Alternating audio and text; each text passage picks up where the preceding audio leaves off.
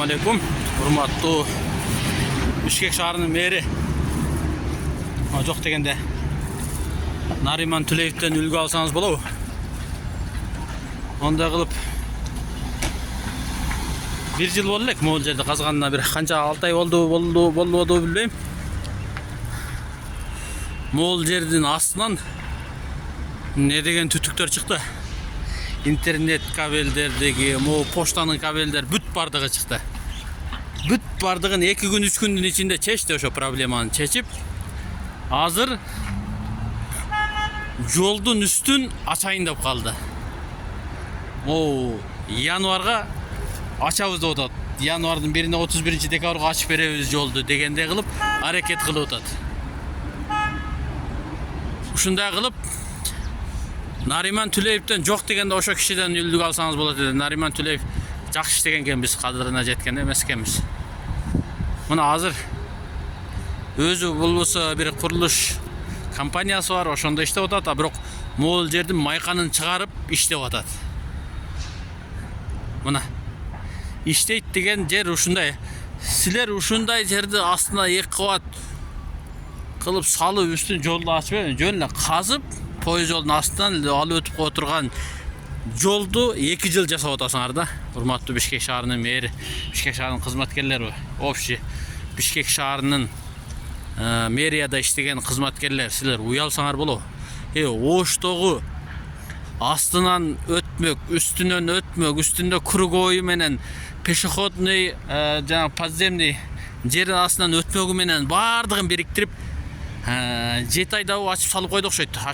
Макул 1 жыл деп кол, 1 жылга жетпеди, бирок 1 жылга жетпеген убакытта салып бүтүрүп, ачып, асфальттап койду. Ал мурунку мэр баштаган эле, кийинки мэр келип тездетип бүтүрүп берди. Аябай тез бүтүрдү. А бирок силер Лев Толстой менен Бөкөнбайдын экөөнү бириктирген жолду жаңы ачып атасыңар. 2-нчи жыл бүтүп атат. Али бүтөйүн деген оюңар жок. Могул жерден газовый провод чыгып калды, күтүлбөгөн жерден.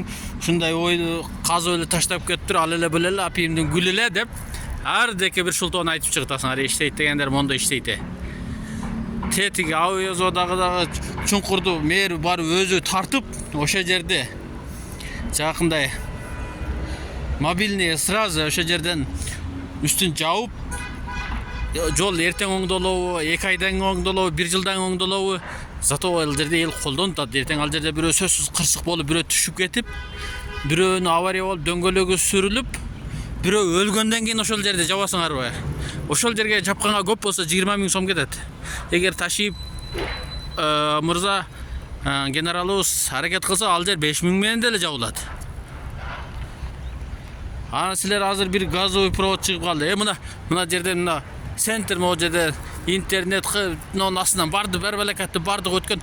Ошону 3 күндө ичинде бүтүрдү дагы. Калганы бүт бардыгын интернетти дагы 3 күн, бир күн баягы казып алган маалында проблема болуп атты. 2-3 күн проблема болду. 2-3 күн кыйналдык. Ошол маалда интернет менен не болгондо иштерибиз токтоп бүт барды, Бишкек боюнча кыйналып калдык. Бирок оперативный бүтүрдү.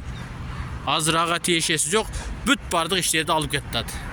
Силер отурасыңар бир 700 метр жерде 2 жылдан бери бир труба чыгып калды деп отурасыңар. Уят. Жок дегенде мына аксакал.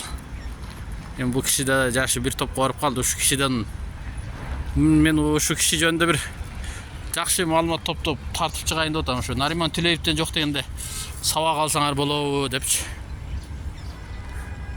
Мына азыр монун астын макул, эми жердин асты бекер жатпасын. Жердин астынан өтмөк кылтат, алы кылтат, бүт бардыгын кылып атат, бирок 9 айда ачып берем деп аракет күнү түн иштеп атат. Иштеген ушундай болот. 700 метрди жөн эле мондай казып туруп, асфальт басып, жолдун чийиндилерин чийип берип койгонго 2 жыл убакыт кете турган болсо 700 метргечи. Ишо быйыл силерге мамлекеттик бюджеттен 5 миллиард сом бөлүп берген окшойт. Ошондой деген маалымат уктум бу. Уят мэр. Mэрия кызматкерлери секен остановкаңар жазып туруп кетип калсаңар деле болот. Уят силерге ошум. 700 метрди бир жылдагы эмес, 2 жыл аракет кылсаңар. Уят эле уят. Жок деген аксакалдан уялгыла Нариман Тилеевден.